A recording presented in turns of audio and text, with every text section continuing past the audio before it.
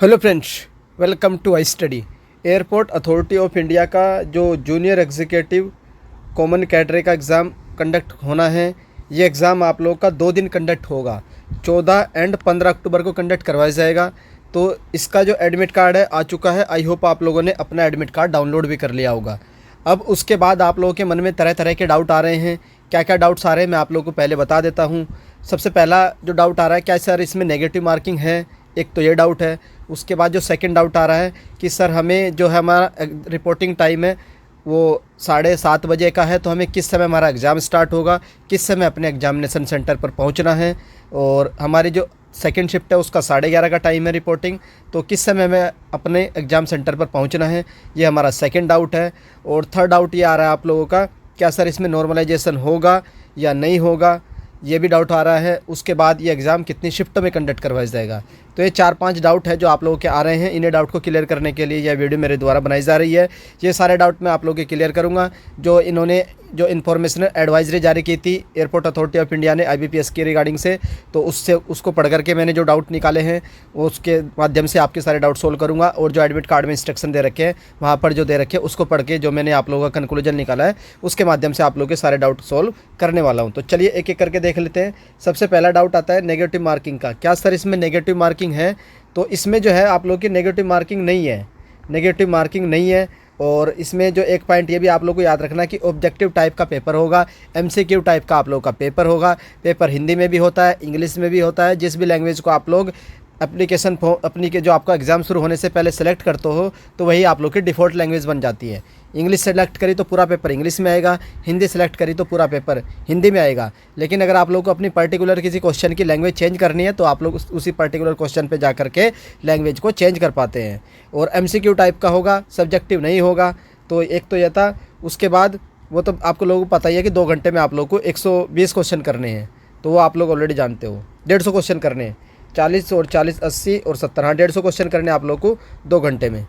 उसके बाद there will be any negative marking for wrong answer attempted by the candidate. तो यहाँ पर क्लियरली मेंशन कर रखा नोटिफिकेशन में कोई भी नेगेटिव मार्किंग नहीं है। तो ये आप लोगों का डाउट क्लियर हो चुका होगा। नेगेटिव मार्किंग नहीं है, ऑब्जेक्टिव पेपर है, 2 घंटे में 150 क्वेश्चन करने हैं। और सेक्शनल टाइमिंग भी नहीं है, सेक्शनल टाइमिंग भी नहीं है और सेक्शनल कट ऑफ भी नहीं है। तो ये भी डाउट मैंने आप लोग का यहीं पर क्लियर कर दिया है। ना ही सेक्शनल कट ऑफ है, ना ही सेक्शनल टाइमिंग है, ना ही आप लोग की नेगेटिव मार्किंग है। और पेपर आप लोग का ऑब्जेक्टिव होगा, हिंदी में भी होगा और इंग्लिश में भी होगा, MCQ का होगा। आई होप ये तो आप लोग का फर्स्ट डाउट क्लियर हो चुका होगा। अब चलते हैं नेक्स्ट डाउट पर। क्या सर इसमें नॉर्मलाइजेशन होगा? नॉर्मलाइजेशन होगा तो कितने नंबर बढ़ सकते हैं, तो वो हम लोग बाद में डिस्कस करेंगे जब आपका पेपर हमें पता चल जाएगा कि क्या डिफ़िकल्टी लेवल आया है। तो अभी के लिए इसमें नॉर्मलाइजेशन होगा। तो क्या ये नॉर्मलाइजेशन होने का क्राइटेरिया क्या होता है? क्राइटेरिया ये होता है जब भी आप लोगों का कोई भी एग्ज़ाम मोर देन 1 शिफ्ट में होता है। अगर कोई एग्ज़ाम एक से ज़्यादा शिफ्ट में होता है तो उसमें एक रूल आ जाता है ऑटोमेटिकली कि नॉर्मलाइजेशन किया जाएगा। क्योंकि कुछ शिफ्ट इजी आ जाती है, कुछ हार्ड आ जाती है, तो उसको नॉर्मलाइज करके एक बेस पे लाया जाता है कि दोनों की जो इक्वल मार्किंग हो सके, दोनों शिफ्ट को बराबर किया जाता है। तो उसी को नॉर्मलाइजेशन कहते हैं। और ये एग्ज़ाम आप लोग का 5 शिफ्ट में हो रहा है, तो उस हिसाब से इसमें नॉर्मलाइजेशन होगा। कितने नंबर बढ़ेंगे वो सब चीज़ें तो आप लोगों का जो एग्ज़ाम हो जाएगा और क्या डिफ़िकल्टी रहेगा उसके ऊपर डिपेंड करेगा कि आप लोगों के नंबर कितने बढ़ेंगे।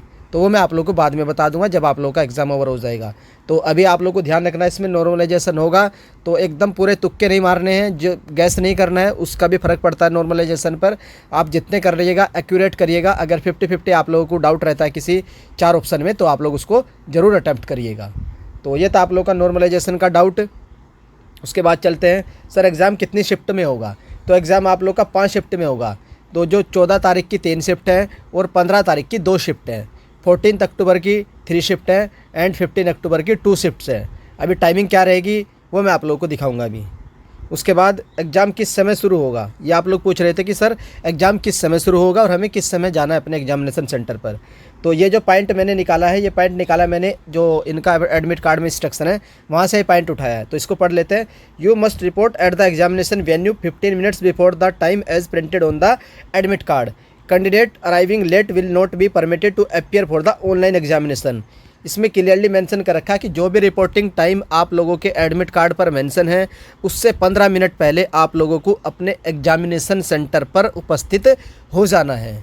ध्यान रखिएगा, उससे 15 मिनट पहले आप लोगों के जो एडमिट कार्ड पर टाइमिंग है मैं आप लोगों को शॉर्ट में बता देता हूँ। 3 टाइमिंग मेंशन कर रखी है। एक तो 7:30 की है, उसके बाद 7:30 के बाद 11:30 की है, 11:30 की है, देन आप लोगों की 3:30 यानी 3:30 की है। तो ये आप लोगों की एडमिट कार्ड पर जो टाइमिंग है वो मेंशन कर रखी है। तो इस टाइमिंग से आप लोगों को 15 मिनट पहले बिफोर 15 मिनट्स अपने एग्जामिनेशन सेंटर पर उपस्थित हो जाना है। यानी कि जो 7:30 वाले हैं वो 7:15 तक, और 11:30 वाले 11:15 तक, और 3:30 वाले 3:15 तक किसी भी सिचुएशन में कैसे भी करके आप लोग अपने एग्जामिनेशन सेंटर पर उपस्थित हो जाना। अगर आप लोग इसके बाद उपस्थित होते हैं तो इन्होंने क्लियरली मेंशन कर रखा है इंस्ट्रक्शन में कि आप लोगों को परमिट नहीं किया जाएगा। कैंडिडेट अराइविंग लेट, अगर आप लोग लेट आते हैं तो will not be permitted to appear for the online examination. तो आप लोगों को परमिट नहीं किया जाता है अगर आप लोग 7:30 के बाद आते हैं। इन्होंने क्लियरली बता रखा है कि उससे 15 मिनट पहले आ जाना है। 15 मिनट का गैप है, फिर भी आप लोग 7:30 तक किसी भी सिचुएशन में पहुँच जाइएगा। तो ये था आप लोगों का टाइमिंग के रिगार्डिंग। अब आप लोग पूछेंगे सर एग्ज़ाम किस समय होगा, तो वो भी हम लोग देख लेते हैं। ये आप लोग की टाइमिंग है 14 अक्टूबर की 3:30 बजे की है, इवनिंग टाइमिंग है। और उसके बाद 15 अक्टूबर की ये आप लोगों की दोपहर वाले टाइमिंग है 11:30 की। और ये आप लोगों की 14 अक्टूबर की मॉर्निंग वाली टाइमिंग है 7:30 की। और ये आप लोगों की 15 अक्टूबर की टाइमिंग है मॉर्निंग वाली 7:30 की। तो ये आप लोगों की टाइमिंग 7:30 3 टाइमिंग रहेगी। अब देख लेते हैं एग्ज़ाम जो 14 अक्टूबर की जो पहली शिफ्ट है वो किस समय शुरू होगी। तो ये आप लोग का सैटरडे का दिन रहेगा। रिपोर्टिंग टाइम 7:30 है, लेकिन आप लोगों को पहुंचना किस समय है 7:15 पर। तो 7:15 पर किसी भी हाल में किसी भी सिचुएशन में अपने एग्जामिनेशन सेंटर पर उपस्थित हो जाना ज़रूर। उसके बाद अगर आप लोग 7:30 के बाद आते हैं, ज़रूरी नहीं है आपको एंट्री दी जाए, क्योंकि इन्होंने मेंशन कर रखा है कि रिपोर्टिंग टाइम के बाद आप लोगों को एंट्री नहीं दी जाएगी। तो ये आप लोगों का। उसके बाद सर एग्ज़ाम किस समय शुरू हो सकता है। तो एग्ज़ाम शुरू होने की 2 पॉसिबिलिटी है, क्योंकि जनरली IBPS के एग्ज़ाम में 1.5 घंटा पहले एंट्री कराई जाती है, आधे घंटा में क्लोज़ हो जाती है, 1 घंटा आप लोग वहाँ बैठना पड़ता है। तो उस हिसाब से देखा जाए 7:30 के हिसाब से एक पॉसिबिलिटी है 8:30 से 10:30 की हो सकती है, और सेकेंड जो पॉसिबिलिटी है वो 9 से 11 की हो सकती है। ज़्यादा किसके चांसेस है, ज़्यादा इसके चांसेस है। क्यों चांसेस है, क्योंकि आप लोगों की 11:30 से सेकेंड शिफ्ट की एंट्री स्टार्ट हो जाएगी। तो यहाँ पर आधे घंटे में उतना पॉसिबल नहीं है। तो ज़्यादा चांसेस है आप लोगों की एग्ज़ाम की टाइमिंग 8:30 से लेकर के 10:30 AM की रहेगी, AM मॉर्निंग वाली रहेगी। ये थी फर्स्ट शिफ्ट की। उसके बाद देख लेते हैं 14 अक्टूबर की सेकंड शिफ्ट की। तो इसमें जो आप लोगों की टाइमिंग रहेगी, रिपोर्टिंग टाइम कितनी दे रखी है 11:30, और आप लोगों को प्रेजेंट किस समय होना है अपने एग्ज़ाम सेंटर पर 11:15 पर। तो इस समय पहुंच जाइएगा किसी भी सिचुएशन में। और टाइमिंग आप लोगों की क्या रह सकती है, तो 2 पॉसिबिलिटी है, 12:30 से 2:30 रह सकती है, 12:30 से 2:30, या फिर 1 से लेकर के 3 PM तक रह सकती है। सबसे ज़्यादा पॉसिबिलिटी इसकी रहेगी।